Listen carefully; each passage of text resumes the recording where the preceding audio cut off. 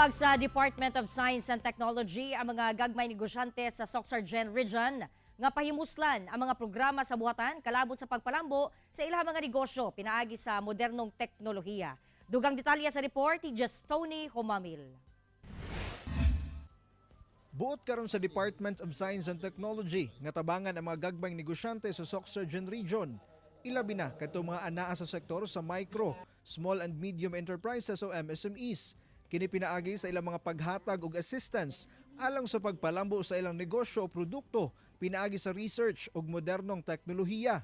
Lakip dinhi ang food processing aron dugay madaot ang ilang produkto nga pagkaon. Tinutulungan natin ang DOST na maka-acquire ang ating mga MSMEs ng relevant or strategic na mga technologies para makapag-andak sila ng R&D nila for their company's competitiveness. Of course, global competitiveness.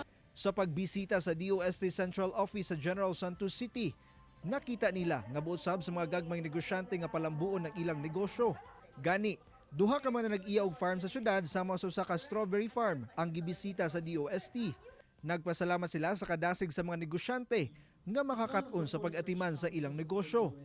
Alam nila na may need sila for R&D and alam nila na masusolusyonan yun ng maraming mga MSMEs dito sa GENSA na talagang promising at pwede talagang mag-avail ng ating mga programs. Alang sa dugang impormasyon kabahin sa mong programa, giawag sa buhatan nga mobisita sa DOST offices sa ilang mga lugar.